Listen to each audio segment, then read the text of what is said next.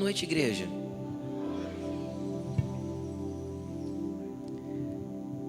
Hoje nós vamos encerrar a série Carral. Então vai de novo, gente. Hoje nós vamos encerrar a série Carral. Nós estamos desde o começo de março falando sobre esse tema. Para quem não sabe, está aqui às vezes pela primeira vez e não ouviu, essa palavra Carral é uma palavra hebraica, tá? E por que hebraica, pastor? Porque é a língua que foi escrito o Velho Testamento. O Velho Testamento da Bíblia foi escrito em hebraico. E esta palavra, o significado dela é pessoas unidas com um propósito comum, pessoas juntas para um mesmo apontamento, caminhando para um mesmo lugar. Esse é o significado da palavra Carral. Por isso o subtítulo da série é O Poder da Unidade. E nos últimos 2 meses praticamente, mês de março e esse mês, nós tivemos algumas interrupções, né? Mas a gente veio falando a respeito desse assunto. Nós viemos construindo um entendimento. E rapidamente eu quero pincelar com você algumas coisas que foram faladas aqui, porque às vezes você está aqui hoje pela primeira vez, e eu quero que você compreenda o que nós vamos falar hoje. Por isso eu quero dar uma pequena pincelada. Nós começamos falando que o Carral de Deus é a família de fé, é a família de Deus, são filhos que nasceram em Deus a partir do momento que creram em Jesus e o receberam. Nós nos embasamos nisso a partir do Evangelho de João, onde ele diz: olha, todos aqueles que o receberam, que creram no seu nome, deu-lhes o direito de se tornarem filhos. Então, quando nós nos tornamos filhos, nós fazemos parte da família de Deus. E automaticamente temos vários irmãos, porque várias pessoas recebem Cristo e fazem parte dessa família também. Quem já recebeu Jesus aqui? Levanta a mão. Amém? Então você é parte de uma família de fé junto com essa pessoa que está perto de você. Somos irmãos, tá? E aí a gente veio explicando que quando a gente fala de uma família, a gente tem pessoas de todo tipo, né? Pensa na sua família natural. Você tem um tio esquisito, um primo estranho, o que conta piada sem graça, o que sempre que fala assim, é para ver ou para comer? Todas as vezes é a mesma coisa. Então tem todo tipo de pessoa numa família, e assim é numa família de fé. Amém? Na família de fé não é diferente. Nós temos pessoas legais, nós temos pessoas super legais, nós temos pessoas chatas, ranzinzas, ranhetas, atrapalhadas, sérias demais. A gente tem gente de todo tipo. E Jesus, ele estabeleceu a família de fé, o seu corpo, para estar juntos. Por quê? Porque as nossas diferenças nos lapidam, nos ensinam e nos fazem ser humanos. Nos fazem a amar mais, a entender o próximo, a perceber que Deus constrói não a partir de uma linha de montagem, mas a partir de pessoas com DNA único, íris única, impressão digital única, e que são seres únicos, com identidade única, mas que juntos nós formamos um corpo. Amém? Quem está comigo? E aí depois nós falamos, na próxima mensagem nós falamos sobre a unidade. O que é a unidade em si? Unidade é quando nós temos senso de propósito comum. Ela se estabelece quando nós temos um apontamento em comum, quando nós temos um mesmo Espírito comunicando no nosso interior. E mesmo que nós falemos línguas diferentes, como em Atos capítulo 2, no Espírito todos entendem a grandeza de Deus sendo comunicada. Entende? Por quê? Porque isso vem do Espírito e Ele nos une. E aí nós falamos na outra mensagem sobre a manutenção da unidade. O que é manutenção da unidade? Como eu mantenho então a unidade? Como eu me mantenho num propósito comum, apontado para o mesmo lugar? Amando o irmão, tolerando, indo a segunda milha, dando a outra face, todas aquelas coisinhas que Jesus ensinou e que não é muito fácil de praticar, né? Não é? E aí a gente tem que se esforçar. A outra coisa que a gente entendeu: se mantém em unidade quem se dedica a ela. Atos capítulo 2 diz o quê? Que era aquela igreja de Atos. Eles se dedicavam à comunhão, ao partir do pão, às orações e à palavra. Então são 4 pilares de uma igreja. Nós temos que nos dedicar como filhos de Deus, como uma igreja, como um carral de Deus nessas 4 coisas. e 2 delas falam de gente, certo? Então 2 delas falam dessa pessoinha que está do teu ladinho, que você tem que conviver. Amém, gente? Amém? Olha para ela e fala assim: eu vou te aturar, tá bom? Fala para ela aí, já começa falando aí: eu vou te aturar, tá bom? E aí a gente continuou falando e a gente entrou no edifício de Deus. Quem lembra das pedrinhas? Quem tem um encosto abençoado aí, um do lado direito e outro do lado esquerdo? Porque tem uma denominação que fala que encosto é demônio. Nunca nenhum demônio foi chamado de encosto. Então Deus encostou uma pessoa do seu lado na construção, encostou outra na construção. Você é uma pedrinha e aí ele é a pedra angular que ajusta o edifício. Então nós somos espremidos por Deus para estarmos juntos. E quando Deus nos espreme um no outro, o que sai? Se a gente é pedra, irregular, meio torto às vezes, o que acontece quando as pedras são apertadas uma na outra? Sai faísca, dá atrito, sai lasca, mas isso vai nos lapidando e fazendo com que Deus construa alguma coisa através de nós.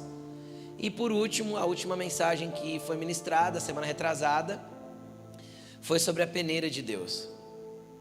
E aí, aqui tem uma grande peneira, aí tem umas peneirinhas menores que são os garis, e aí tem tem sempre os lugares que Deus nos coloca junto, e Ele joga o trigo lá, e Ele permite umas peneiradas de Satanás. Não foi Satanás que pediu para peneirar? A peneira é de Deus, mas de vez em quando Satanás dá uma chacoalhada na gente. Quem já foi chacoalhado aí e achou que não ia resistir? Quem saiu vivo e melhor? Aí ó, é sempre assim a peneira. E aí sai lasca de lá, palha para cá, e a gente se tromba e se esbarra, e de repente nós somos jogados para o alto, porque era assim o processo do trigo. E aí a gente perde o chão, dá um frio na barriga, a gente não sabe o que vai acontecer, mas a gente volta para a peneira mais limpo, melhor, permanece, continua na igreja, continua com Jesus. E aí a gente entendeu que trigo com palha serve para enfeite, mas se Deus quer usar a essência, Ele tem que limpar e deixar só o grão. Então depende de nós saber o quanto nós queremos que Deus nos limpe. Amém? E hoje o tema da mensagem é o corpo, os dons e o amor. E isso é o que nós vamos finalizar a mensagem, essa série de mensagens sobre Carral. Antes de tudo, eu quero ler um texto com você. 1 Coríntios capítulo 12. Abre aí. 1 Coríntios capítulo 12, ou se você quiser nós vamos colocar no telão também, versículo 31.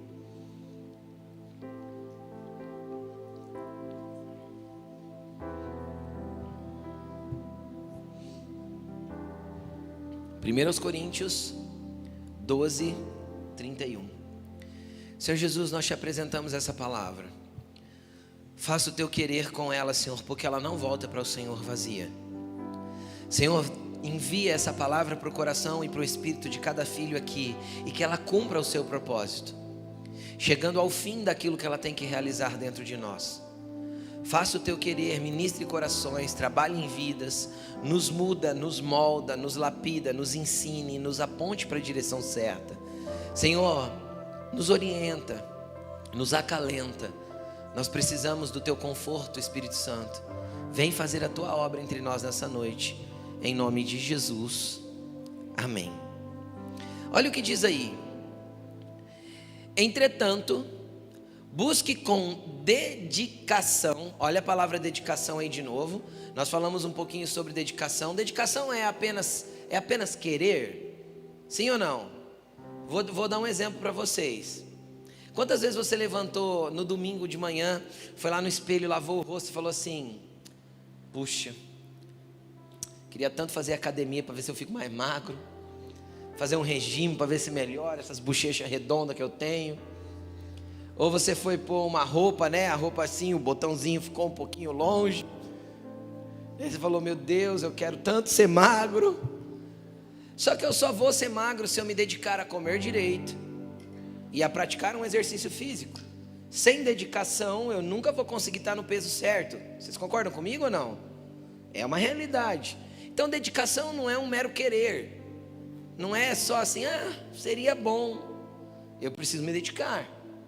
Então o que ele está falando assim? Olha, busquem com dedicação os melhores dons. Aí você fala, pastor, mas dom espiritual tem algum que é ruim? Porque se eu tenho que buscar o melhor, porque qual que é o pior então? Bem, tudo tem a ver com o que nós vamos falar nessa noite. Por quê? Qual que é o melhor dom que eu devo buscar? O melhor dom espiritual que você deve buscar é aquele que mais vai fazer você fluir com precisão como parte do corpo que você é. Nós não aprendemos que somos uma família de fé, um corpo espiritual, o corpo de Cristo? Que parte do corpo você é? Onde você funciona melhor no corpo? Então olhe para a sua função e busque os dons espirituais condizente àquilo que você vai realizar para o Senhor. Então quais são os melhores dons? Os que te deixam mais habilidosos naquilo que o Senhor te colocou para fazer dentro do corpo. E o apóstolo Paulo está orientando que nós temos que buscar com dedicação esses dons espirituais. E é algo que a gente raramente ora.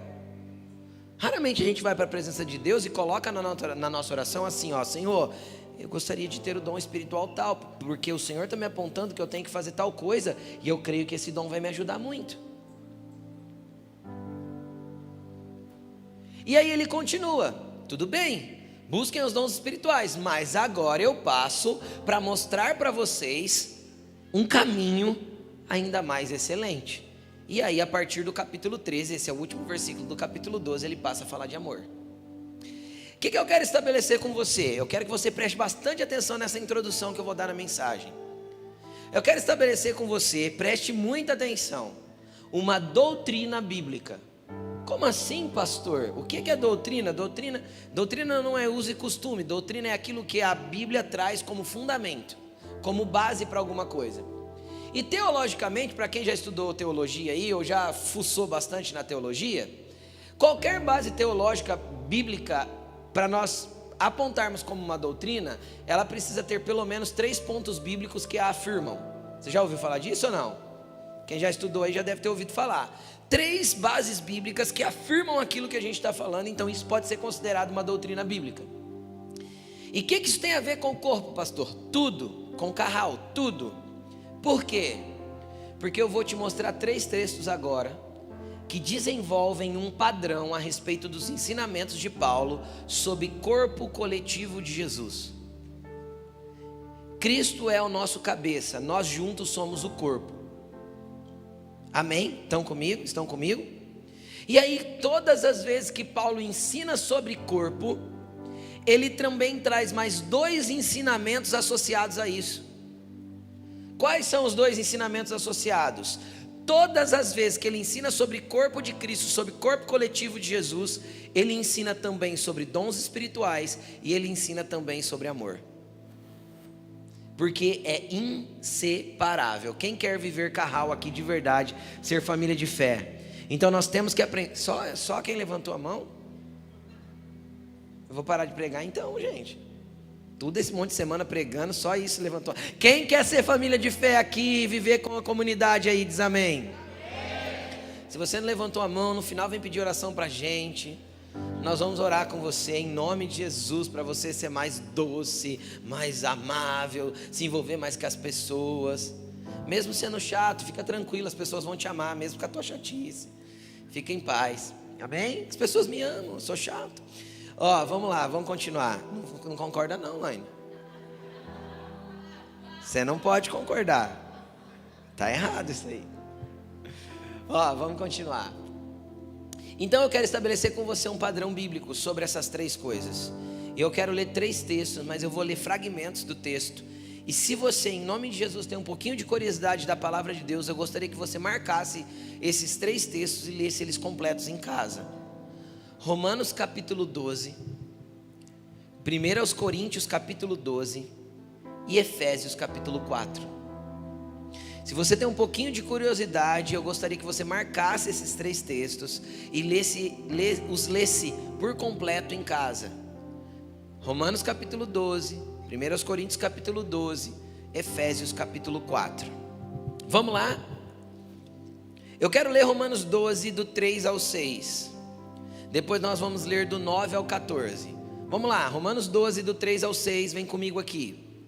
Por isso, pela graça que me foi dada, digo a todos vocês: ninguém tenha de si mesmo um conceito mais elevado do que deve ter. Então aqui ele aponta um problema da comunidade de fé, um problema do corpo. E qual o problema é esse? É quando as pessoas se acham. Tem um conceito de si mesmo mais elevado do que deve ter. Agora deixa eu te explicar.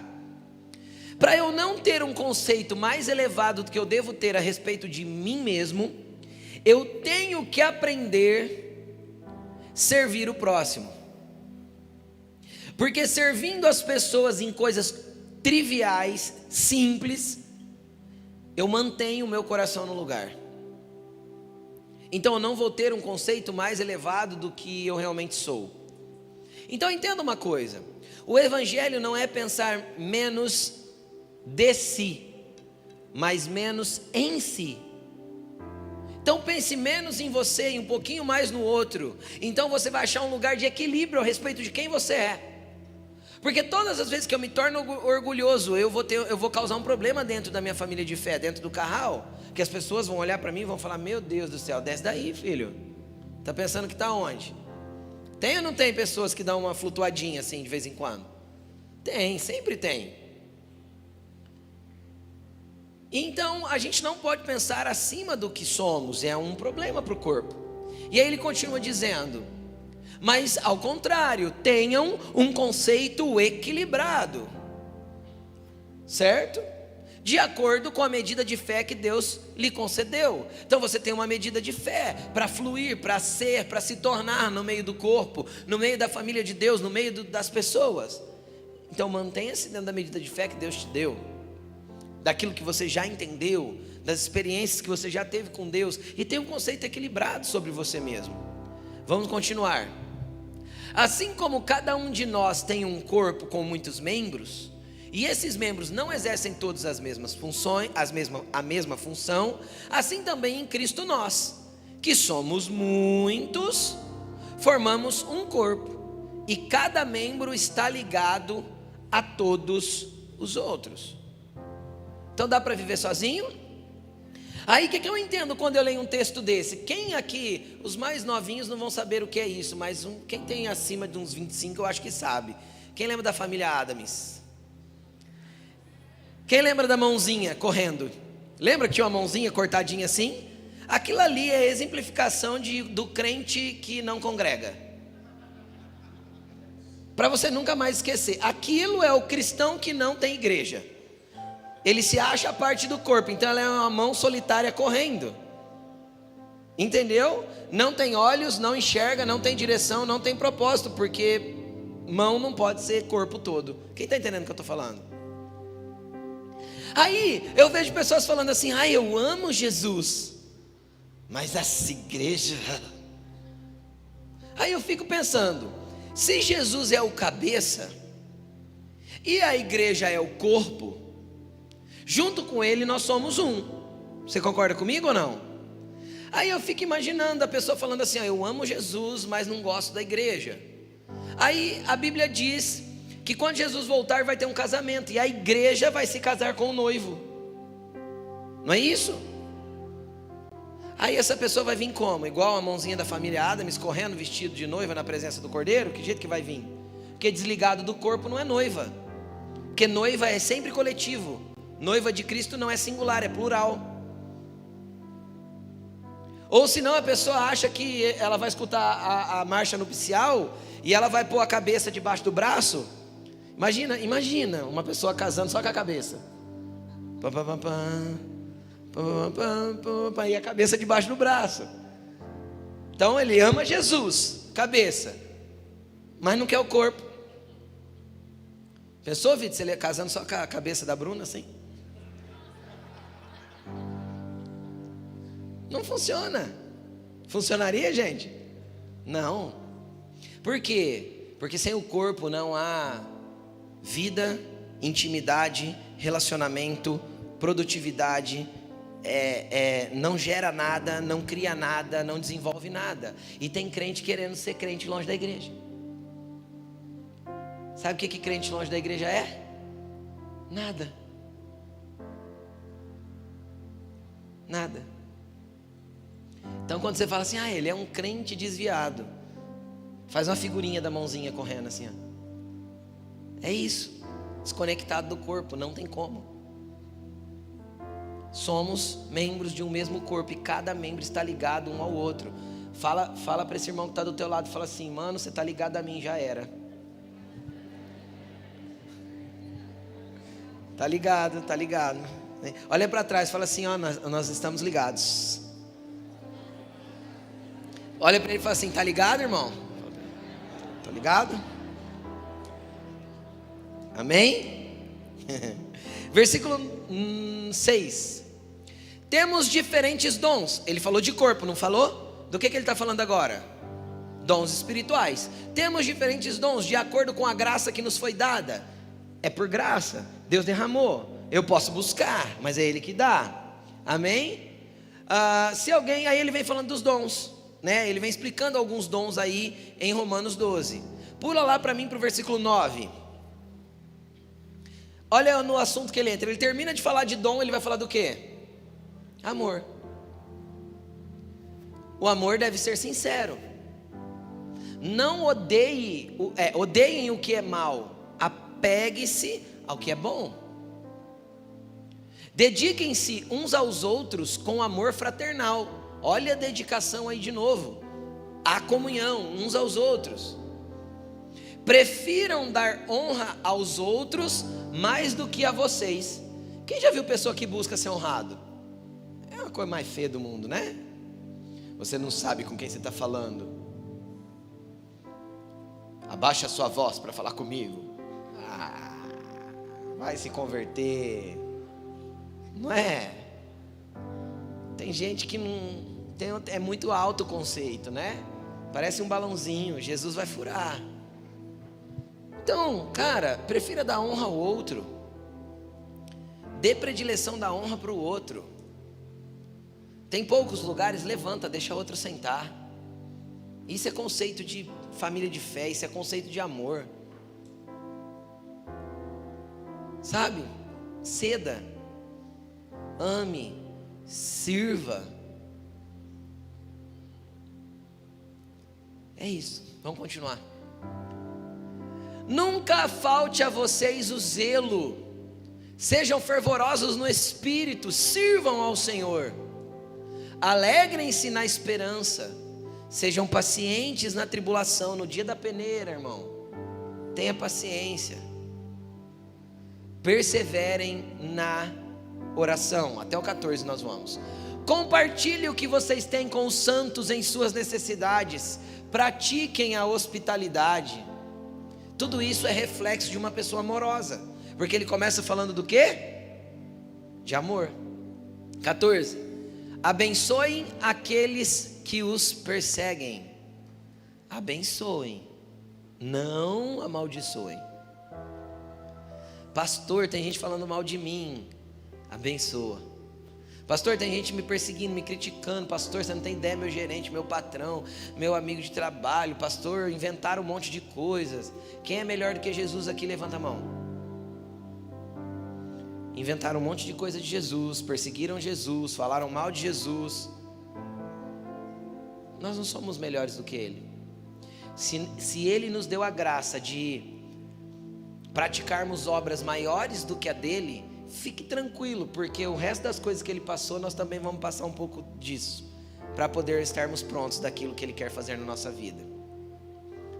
Abençoe aquele que te persegue. Fala mal de você, dá risada,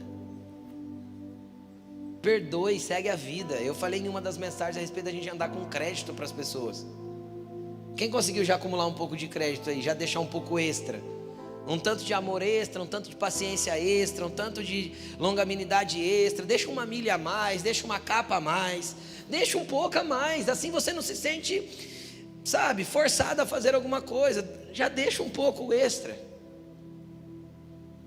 Abençoe as pessoas que estão bravos, com você, estão falando mal, estão te injuriando. Amém? Então a gente achou um padrão. Qual foi o padrão? Do que ele tratou primeiro? Corpo, dons espirituais, amor. Onde eu quero chegar com isso, pastor? Eu vou mostrar os outros dois textos. Eu quero chegar com você que não tem como nós sermos família de fé, carral, na essência do que precisamos ser, sem entender que os nossos dons espirituais são únicos e exclusivamente para servir o próximo. Que os dons não é para me fazer mais bonito ou mais legal, ou parecer que eu sou muito poderoso ou muito cheio de unção. Mas o dom é para servir, para abençoar e para amar o próximo. Assim também eu tenho que entender que sem o amor dentro de mim, eu não vou conseguir me manter numa família de fé. O amor é a base da sustentação da unidade. É o fundamento que mantém vivo nós conseguirmos caminhar juntos. Vamos lá, vamos ver o outro texto, 1 Coríntios 12 agora. Leia eles todos na sua casa, tá? Inteiro. Você vai ser muito edificado. 1 Coríntios 12, nós vamos ler o 1, o 7 e do 12 ao 14. O 1 primeiro. Irmãos, quanto aos dons espirituais, não quero que vocês sejam ignorantes. O que ele falou? Gente, aprenda sobre os dons espirituais. Entendeu? Conheça sobre isso, é importante. Não seja ignorante no assunto. Versículo 7, olha o que ele vai dizer sobre os dons. A cada um, porém, é dada a manifestação do Espírito, visando ao bem comum, visando o bem da comunidade, visando o bem coletivo. Eu não tenho dom espiritual para me sentir espiritual, entendeu? Eu não tenho dom espiritual porque eu quero me mostrar para as pessoas. Nós não temos dons espirituais porque eu quero mostrar que eu falo em língua, que eu oro e as pessoas são curadas, ou que eu tenho dom de hospitalidade, ou dom de liderança, ou dom de misericórdia, ou dom de serviço, porque tudo isso é dom do Espírito. Eu tenho porque eu faço para o outro. Quando eu profetizo, eu não profetizo para mim, eu profetizo para o outro. A profecia nunca é para mim, é para o outro. A palavra de conhecimento nunca é para mim, é para o outro. Quem está entendendo o que eu estou dizendo? O servir nunca é para mim, é para o outro. A liderança nunca é para mim, é para o outro. Então, se eu tenho consciência de que toda a capacitação do Espírito sobre a minha vida é para o próximo, por que se sentir a última Coca-Cola do freezer? Não vou falar da última bolacha do pacote, porque ela está sempre quebrada, né? Então, para que se sentir melhor? Vamos lá, versículo 12. Ele termina de falar de dons espirituais, ele começa a falar do quê? Ora, assim como o corpo é uma unidade, embora tenha muitos membros, e todos os membros, mesmo sendo muitos, formam um só corpo, assim também é com respeito a Cristo. Pois em um só corpo, todos nós fomos batizados em um único Espírito, quer judeus, quer gregos, quer escravos, quer livres, a todos nós foi dado de beber de um único Espírito. Deixa eu trazer para os nossos dias. Seja rico, seja pobre, tenha dinheiro, não tenha, more no dama, more no solo, não interessa. Seja gordinho, seja magrinho, seja branco, preto, pardo, amarelo, azul, tem o cabelo loiro, pintado de qualquer cor que você quiser. Até sem cabelo Jesus ama, você acredita? Até os careca é parte do corpo. Brincadeira. Então, por que ele está falando isso? Não importa as diferenças. Judeu e grego era uma discrepância. O grego vivia pelo conhecimento, o judeu pela fé. Entende? Aqui o que mais que ele fala? Escravo ou livre era outra discrepância. Entende? Então não interessa qual que é a cultura que você cresceu, como que você enxerga a vida, que jeito que é a tua cosmovisão, como que você foi formado espiritualmente, teologicamente, qualquer coisa que você viva, em Cristo somos um. Em Cristo Ele derruba essas barreiras todas e faz a gente viver junto, para nós aprendermos uns com os outros e irmos sendo lapidados, transformados, mudados e moldados conforme a vontade dEle. Amém? Vamos lá, versículo 14.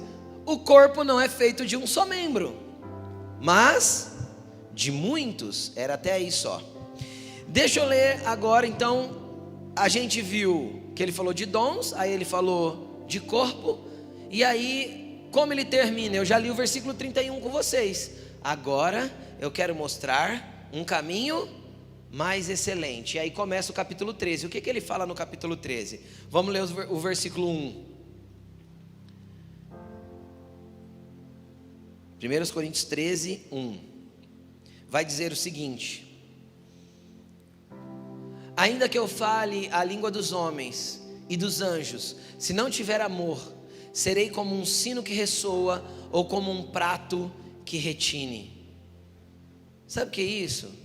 Eu posso falar, fazer, ter dons, eu posso sobrepujar em tantas coisas, ter um monte de diploma, conhecer tudo quanto é técnica. Se eu não amar, querido, é só uma onda que é impelida pelo vento, é só um prato que faz o barulho e para, entendeu? É só um sino que te assusta, mas depois não dá continuidade naquilo que é. Porque o amor é o que faz durar aquilo que estamos aprendendo nesses 2 meses. O amor é o que faz sustentar aquilo que estamos aprendendo nesses 2 meses. Por quê? A partir do versículo 4 vai dizer por quê. O amor é paciente, é bondoso, não inveja, não se vangloria e não se orgulha, não maltrata, não procura os seus interesses, não se ira facilmente, não guarda rancor. O amor não se alegra com a injustiça, mas se alegra com a verdade. Tudo sofre, tudo crê, tudo espera, tudo suporta. O amor nunca perece. Por isso que ele é a base. Porque sem amar as pessoas nós não vamos ser carral. Chega uma hora que eu vou encher a paciência, sabe? Vai acabar. Sem amor eu não vou conseguir dar o crédito que essa pessoa precisa. Eu não vou conseguir olhar ela com os olhos de Jesus. Eu não vou conseguir andar com pessoas que eu discordo de atitude delas. Eu não vou conseguir ter certos relacionamentos em amor. Eu vou conseguir viver em carral e andar sobre isso. Então eu te dei 2 bases: Romanos 12, Coríntios 12. Dons, corpo, amor. O último texto é Efésios capítulo 4. Em Efésios capítulo 4, Paulo não é didático como nesses 2 outros textos, de separar os 3 assuntos. Ele fala dos 3 tudo misturadão, do começo do capítulo 4 até acho que o versículo 20 e pouco, ele vem falando dessas 3 coisas. Eu quero ler alguns versículos com você, só para a gente ver que ele fala disso. Efésios 4, 2 e 3, olha lá. Sejam completamente humildes e dóceis. Olha para esse lindo que está do teu lado, teu marido estressadinho, teu amigo bravinho, fala para ele assim: seja doce. Jesus te dá doçura. O amor te faz dócil. Sejam pacientes, suportando uns aos outros com... O que me dá base para suportar o serzinho? Amor. O que me dá base para ser um suporte para o estranho, para o esquisitinho, para o irritante? Amor. Sabe o que faz para as pessoas te aguentarem? Amor. Vamos continuar até o versículo 3. Façam todo o esforço. Olha o dediquem-se aí de novo. Ao esforçar para preservar, para conservar a unidade do Espírito pelo vínculo da paz. Lembra que a gente falou da manutenção da unidade? Cara, eu tenho que me esforçar para manter a unidade no Espírito. Através de que base, de que vínculo? O vínculo de paz. Gente, deixa eu explicar uma coisa. Tem gente que não dá para andar muito tempo junto, mas a gente tem que manter um vínculo de paz. Entende ou não? Tem pessoas que quando a gente começa a caminhar, a gente percebe que dá para ir até um lugar. É ou não é verdade? É verdade. Cara, então vá até onde dá, vai a 2ª milha. Até onde dá era a primeira. Jesus falou assim, ó: se te obrigarem a caminhar 1 milha, vai 2. Dê um extra para a pessoa, em amor. Só que a partir da terceira, Jesus não mandou ir, mandou? Então tem gente que não dá para ir muito longe com ela. Você vai até onde você entende que você consegue, sem perder a linha. Quem está entendendo o que eu estou dizendo? Só que chega um momento que tem pessoas que é difícil caminhar junto. Só que aí você mantém que vínculo? O vínculo da paz. Tá tudo bem, eu vou encontrar, vou cumprimentar, vou abraçar. É um irmão. Só que eu não quero construir coisas juntos. Quem está entendendo o que eu estou dizendo? Porque não dá. Porque não andam dois juntos se não estiverem de acordo. Andar é uma coisa, fazer parte de um mesmo corpo é outra. Bem diferente. Nós estamos interligados, mas não somos interdependentes. Não, perdão. Somos interdependentes, falei errado, mas não somos codependentes. Então nós temos uma interligação, somos interdependentes no funcionamento como um coletivo, mas não necessariamente nós precisamos de certas pessoas em específicos, como se a nossa vida não fosse andar para frente se essa pessoa não estivesse na minha vida. Quem está entendendo o que eu estou falando? Tem uma pessoa no meio do corpo que nunca pode faltar, e dessa nós somos completamente dependentes. Quem é? Jesus. Dessa pessoa nós dependemos completamente, inteiramente. Então aí a gente ama na interdependência, cumprimenta, abraça, às vezes até sai um rolê junto, a pessoa está lá numa ponta da mesa, você está em outra, está tudo bem, tem problema não, você não vai ficar com bico, não vai ficar com cara feia, não vai ficar com ninguém no coração, não guarda rancor, não guarda mágoa. Você só entende que é uma pessoa que, beleza, para construir coisas juntos não é legal. E se Jesus ainda tiver que tratar coisas dentro do teu coração, alguém na liderança da igreja vai pedir para vocês fazerem coisas juntos ainda. Aí é para te tratar, vai para a peneira, nego.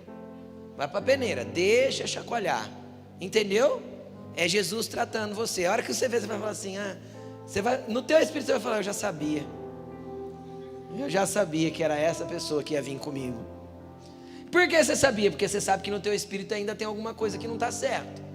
Não há um vínculo de paz. Entende ou não? Esse vínculo de paz precisa ser estabelecido. Então aí ele está falando de corpo, de coletivo, de pessoas. Agora vamos lá para o versículo 15 e 16. Aí ele entra falando dos dons. Ele fala sobre os dons ministeriais, os dons de Cristo. O dom apóstolos, profetas, que também é um dom dado por Jesus. E aí ele começa a falar a respeito do amor.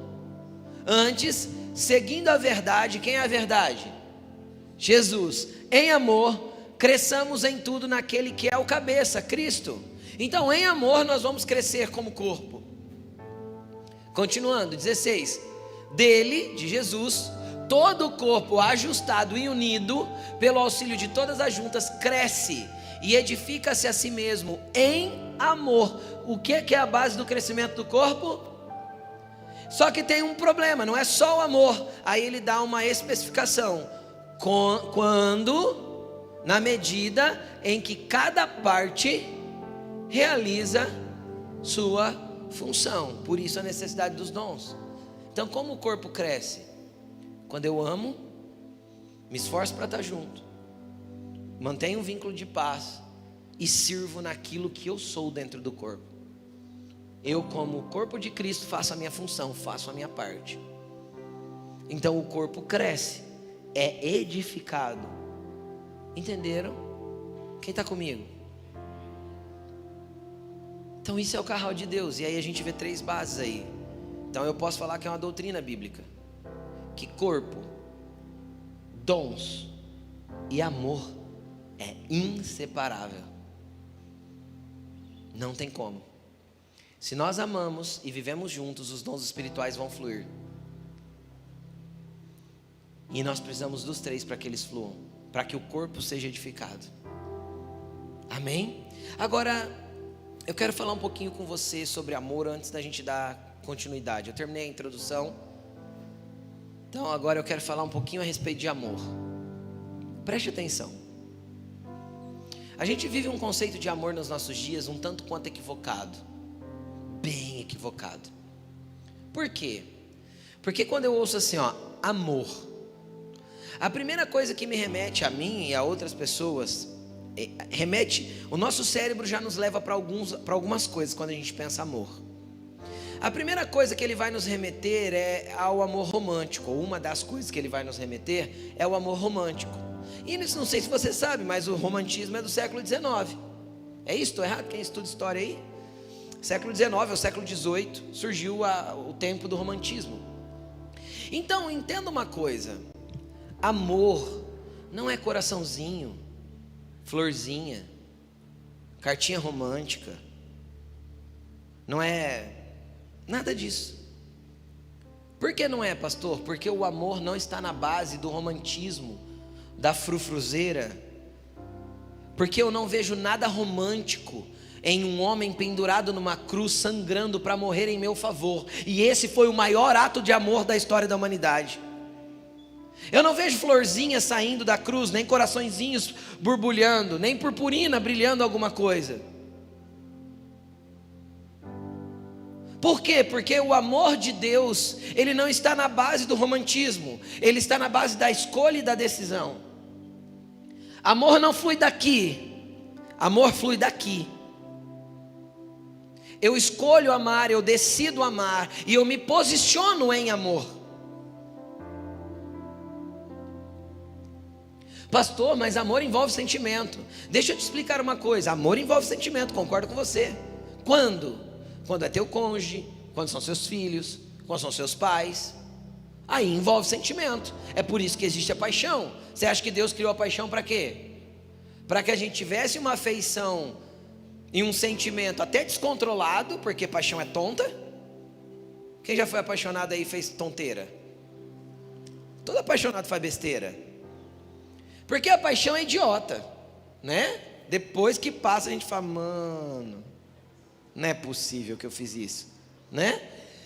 Então a paixão, ela é criada por Deus para quê? Para ativar um sentimento por uma pessoa, cegar os defeitos. Cega ou não cega?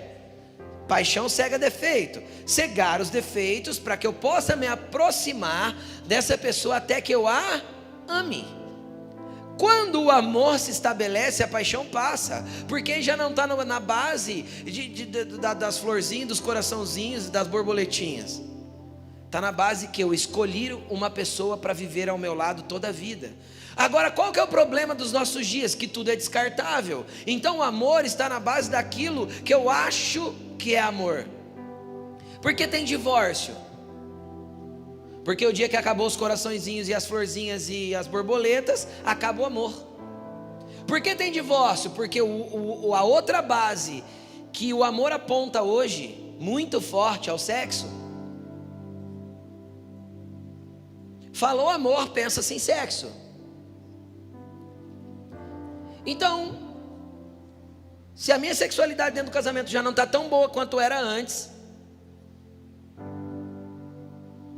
ou se acabou os coraçõezinhos e as florzinhas, as borboletinhas, eu descarto a pessoa, afinal eu não amo mais. Você nunca amou, você estava enganado. Porque amor de Deus não está na base do sentimento, dos corações ou da sexualidade. Amor de Deus está pautado no entendimento que eu tenho a respeito do quanto aquela pessoa é importante para mim.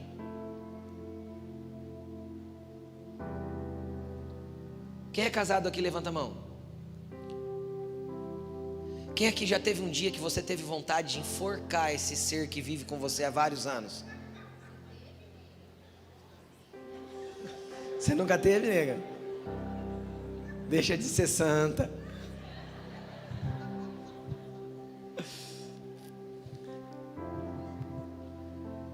E por que a gente tem vontade e não faz? Porque a gente ama. Porque a gente escolheu amar mais uma vez. Nós decidimos viver mais um dia juntos. Nós escolhemos perseverar mais um tanto. Porque tem dias que são muito fáceis de estar com a pessoa que a gente ama, e tem dia que não é tão fácil assim. Você concorda comigo? Tem dia que não é simples, mas a gente escolhe amar. E a mesma coisa vai ser com o seu irmão da fé. Tem dia que vai ser maravilhoso estar com ele, e tem dia que não vai ser simples tolerar ele um pouco mais. Mas o amor se estabelece quando eu enxergo todos os erros e mesmo assim eu decido ficar junto. Sabe como Deus te amou? Deus olhou para a terra, preste atenção nisso, vou te explicar o amor de Deus agora. Deus olhando a terra, não viu nenhum justo, nenhum sequer, ninguém que orasse, ninguém que buscasse a Deus e o quisesse. E aí quando ele viu que ninguém o queria, ele olhou para o lado e disse assim: a quem enviarei? Quem há de ir por nós? Jesus se levanta da direita de Deus e fala assim: eu vou. Então quando todo mundo o ignorava, ele manifestou o seu amor. Então o amor de Deus não tem nada a ver com flores, com corações ou com qualquer tipo de sexualidade. O amor de Deus está pautado na escolha que ele teve em me amar primeiro, em te amar primeiro. Antes que eu merecesse, antes que eu fizesse qualquer coisa, ele me amou antes sequer que eu tivesse qualquer ato de pecado. Lá no ventre da minha mãe ele me amou. Lá no ventre da minha mãe ele me escolheu. E o que eu tinha feito para merecer a sua escolha? Nada. Só que a gente ama sempre na base do merecimento. A gente sempre ama na base de ter alguma coisa em troca. É sempre um toma lá da cá. O nosso amor sempre tem uma condição. Esse não é o amor de Deus. Vamos lá, eu quero dar um último tópico que quando a gente fala amor, as pessoas pensam hoje em dia: conivência indiscriminada. Amor, para ser amor hoje em dia, eu tenho que aceitar a pessoa e não confrontá-la em nada. O amor hoje em dia é descrito no você pode ser o que você quiser ser, do jeito que você quiser ser. E eu aplaudo. Ai, que lindo as suas decisões ridículas e malignas e pecaminosas. Continue, vai para o inferno assim mesmo. Nós vivemos uma geração tão mimimi que amor tem que ser conivência absoluta. Só que quando eu olho para as escrituras, ela me ensina assim, ó: Deus corrige o filho que ama. Não existe amor sem correção. Amor que não corrige não é amor, é conivência absoluta. E vai levar as pessoas para um lugar de degradação, em qualquer área. É simples. Quem tem filho pode entender um pouquinho melhor o que eu vou dizer. Você vê seu filho pequeno indo para a tomada, você tira ele da tomada. Aí ele bate o pé, fica bravinho, chora, esperneia. A hora que você corrige, fala que não. Daí a pouco ele levanta e ele vai lá e vai para o rumo da tomada de novo. Quem é pai de verdade, raiz, vai dar uma palmada.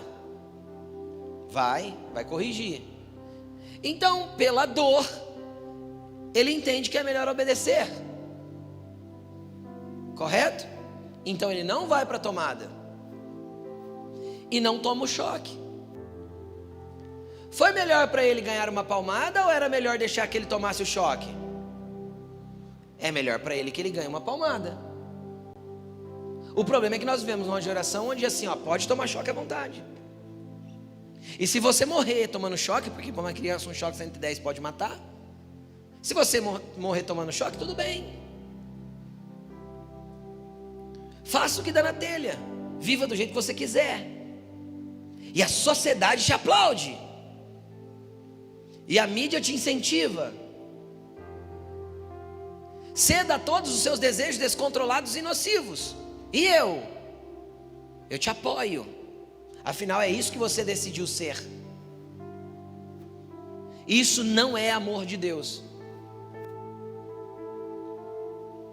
O amor de Deus corrige. O amor de Deus te traz para o lugar que você tem que estar. Ele prefere uma palmada no seu bumbum do que deixar você cair no precipício. Agora, se o amor de Deus me corrige, eu também preciso entender mais um aspecto do amor de Deus. O amor de Deus, pelo menos não agora durante a graça, preste atenção no que eu vou te explicar. O amor de Deus não condena as pessoas sem dar oportunidade a elas. Eu vou repetir. O amor de Deus não condena as pessoas sem dar oportunidade a elas. O que isso quer dizer, pastor? O problema é que hoje a gente sai de um lugar de conivência absoluta e vai para um lugar de condenação, aonde eu olho uma atitude que na minha concepção de fé, cristianismo, cosmovisão, independente de como eu vejo, seja na minha cultura familiar, como isso foi criado em você. Então na tua concepção aquilo é errado, então você já rotula e rejeita a pessoa. Isso é uma verdade. Por quê? Por que eu chamo ladrão de ladrão? Porque ele rouba. E por que eu rotulo o mentiroso de mentiroso? Porque ele mente. E por que eu chamo o assassino de assassino? Porque ele mata. Agora, se eu te falar que Jesus ama o assassino, o ladrão, o adúltero, o prostituto, a prostituta, o mentiroso, do mesmo jeito que ama você, na mesma intensidade. Então, que jeito que o amor de Jesus faz? Ele consegue separar quem as pessoas são e o que elas podem se tornar das atitudes que elas estão vivendo naquele momento. Pegou o que eu estou querendo dizer?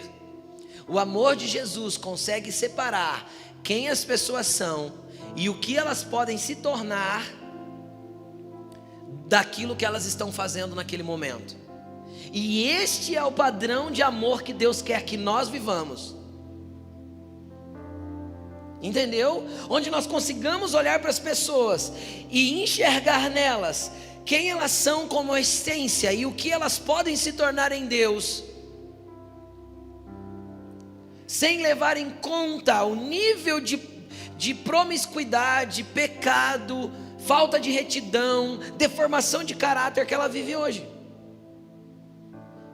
Isso fará com que nós amemos as pessoas como elas são, mas no devido tempo, nós caminhando com elas, consigamos trazê-las para um lugar de reflexão, entendimento, graça e transformação. Porque o amor de Deus ama, atrai, confronta e transforma. Se esse processo ainda não aconteceu na sua vida, saiba que ele pode estar prestes a acontecer. Quando? Quando você reconhecer que o amor de Deus ainda não mexeu com você do jeito que deveria mexer. Então, se nós queremos viver carral, nós temos que aprender a amar como Deus ama. Então, aceite as pessoas do jeito que elas são e caminhe com elas 1 milha. E na primeira milha, ganhe o coração dela. Porque aí na segunda você consegue sentar com ela e mostrar para ela os pontos que Deus discorda das atitudes dela. E ela não vai se ofender com você, porque afinal você já a amou. Quem está entendendo o que eu estou falando? É igual o pai que quer enfiar religião goela abaixo dos filhos. Obriga o filho a fazer isso. Tem que obrigar. Quem manda é pai e mãe. Amém? Você tem filho pequeno? Quem tem filho pequeno? Pode fazer. Você não vai sair, jogar videogame, nem pegar o celular enquanto você não fizer sua devocional. Pode obrigar. Você é pai, você manda. Amém? Ok? Mas que isso seja encharcado de amor, de abraço, de beijo, de passeios, de rolê, de conversas boas, de tudo aquilo que envolve uma excelente paternidade. Porque se eu coloco só as regras, quando ele tiver oportunidade, ele foge dessas regras chatas e que não fazem sentido na casa dele, porque o pai não demonstra caráter, a mãe não demonstra que é crente e nada disso. Então, cara, entenda uma coisa: ensine o seu filho no caminho que deve andar. Ensine. A Bíblia manda a gente falar na mesa, quando estiver a caminho. Converse sobre as coisas de Deus, mas acima de tudo, ame. Cheire, beije, corrija. E Deus vai fazer grandes coisas no seu lar. Pastor, até que ponto eu tenho que amar? Mateus capítulo 5, versículo 43.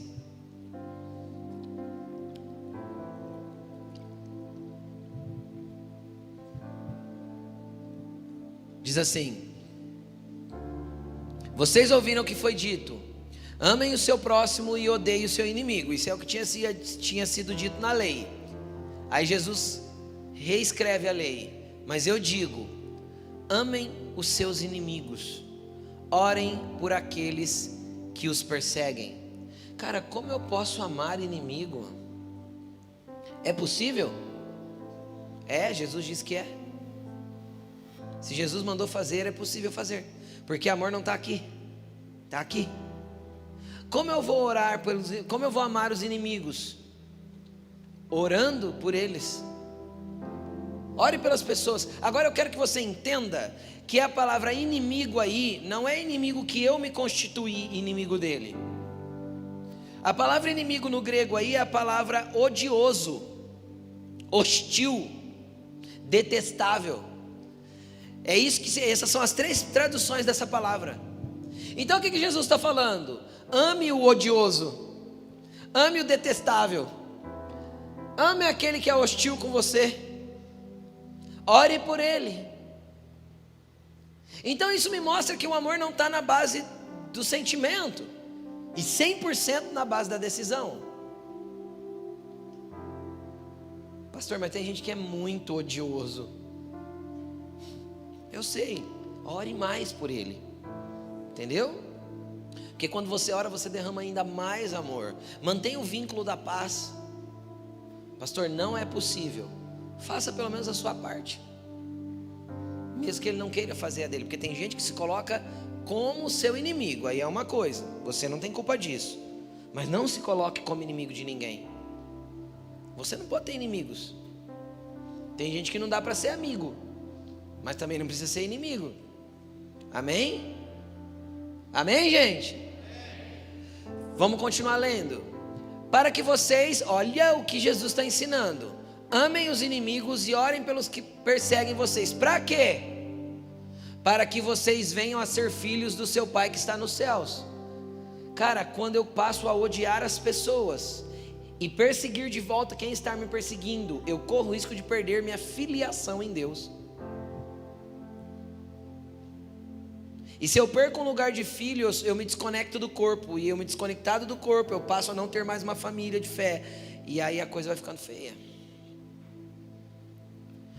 Por quê? Porque Ele faz raiar o seu sol sobre os maus e os bons, e derrama chuva sobre justos e injustos. Deus não faz diferença das pessoas para dar vida para elas. Deus separa quem as pessoas são e o que elas podem se tornar das coisas que elas estão fazendo agora. E é assim que Ele quer que nós amemos. 46. Se vocês amarem aqueles que os amam, que recompensa vocês receberão? Até os publicanos eram os cobradores de impostos corruptos, fazem isso. E se vocês saudarem apenas os seus irmãos, o que vocês estão fazendo demais? Até os pagãos fazem isso. Portanto, sejam perfeitos, como perfeito é o Pai Celestial de vocês. Cara, quando eu leio essa palavra perfeito, dá até tremedeira. Por quê? Porque não existe ninguém perfeito. Você concorda comigo? E quando eu vou para o entendimento lá na palavra original do grego, que foi escrito aí, essa palavra perfeita é a palavra teleios, que significa levado a um fim, finalizado, que não necessita de nada para estar completo. Olha que poderoso isso. Então o que Jesus está falando? Cara, caminhem para a perfeição, para o fim que Deus quer que vocês estejam, para o lugar exato que Ele quer que vocês estejam, para que a obra dele se conclua em vocês e vocês não necessitem de mais nada. Então vai amando, porque dentro do seu amor o processo do caminhar de Deus vai se estabelecendo na tua vida, e você vai sendo levado a uma finalidade, a um fim que Deus quer te levar. Deus vai te tornando íntegro cada dia mais, porque é assim que Deus é. Deus não tem falta de nada, e Ele quer que nós sejamos assim. Amém? Então é possível amar até aqueles que são mais difíceis para nós amarmos. Mas pastor, você não tem ideia o que eles estão falando de mim.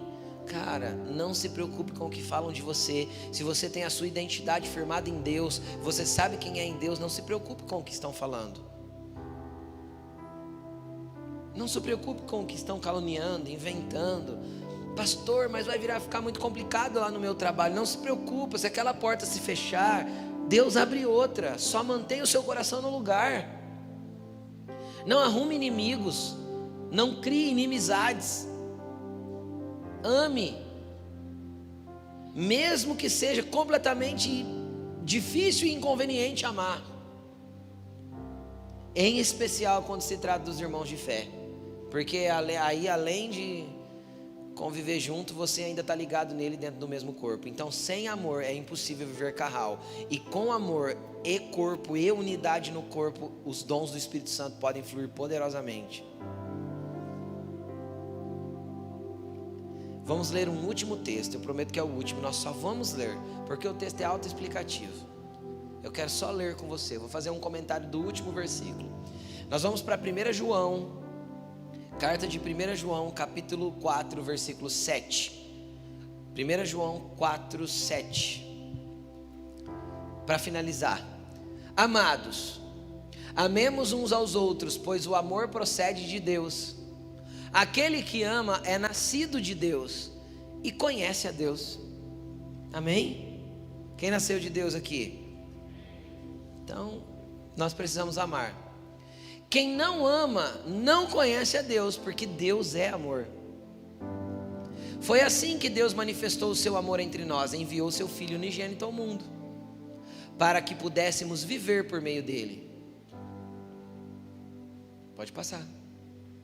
Nisto consiste o amor, não em que nós tenhamos amado a Deus, mas em que Ele nos amou e enviou seu Filho como pagamento. A palavra propiciação poderia ser substituída para você entender como pagamento pelos nossos pecados. Amados, visto que Deus assim nos amou, pagando os nossos pecados, pagando os nossos erros, nós também devemos amar uns aos outros. Ninguém jamais viu a Deus. Se amarmos uns aos outros, Deus permanece em nós e o seu amor está aperfeiçoado em nós. Como que o amor de Deus vai aperfeiçoar dentro do nosso coração? Amando uns aos outros. Então olha para essa pessoa que está do teu lado e fala assim: eu vou te amar, irmão. Agora não tem jeito, eu decidi. Fala para ele: eu não queria, mas eu vou te amar. Amém? Vamos continuar. Sabemos que, vamos lá, presta atenção aqui. Sabemos que permanecemos nele e ele em nós, porque ele nos deu o seu Espírito. E vimos e testemunhamos que o Pai enviou o seu Filho para ser o Salvador do mundo. Se alguém confessa publicamente que Jesus é o Filho de Deus, Deus permanece nele e ele em Deus. Quem confessou ontem publicamente através do batismo aí? Quem foi que se batizou aí? Glória a Deus, né? Louvado seja Deus. Pode dar uma salva de palmas para Jesus. Foi bênção ontem. Ontem 17 pessoas foram batizadas? 18? 17? Também não sei, acho que foi 17. Se alguém confessa publicamente que Jesus é o Filho de Deus, Deus permanece nele e ele em Deus. Assim conhecemos o amor que Deus tem por nós e confiamos nesse amor. Deus é amor. Todo aquele que permanece no amor permanece em Deus e Deus nele. Dessa forma, o amor está aperfeiçoado entre nós, para que no dia do juízo tenhamos confiança, porque neste mundo somos como Ele, como Jesus. No amor não há medo. Ao contrário, o perfeito amor expulsa o medo, porque o medo supõe castigo. Aquele que tem medo não está aperfeiçoado no amor. Nós amamos porque Ele nos amou primeiro. Deixa esse versículo aí, deixa eu te explicar uma coisa. Não está escrito nós o amamos, tá? Não é o amor que nós vamos devolver para Ele. Esse é o amor que nós vamos dar ao próximo. Nós amamos porque Ele nos amou primeiro. Sem amor é impossível ter uma comunidade de fé saudável. Carral. E aí, pastor? E aí às vezes tem um monte de coisa gritando aí dentro de você porque o amor de Deus ainda não se aperfeiçoou aí dentro.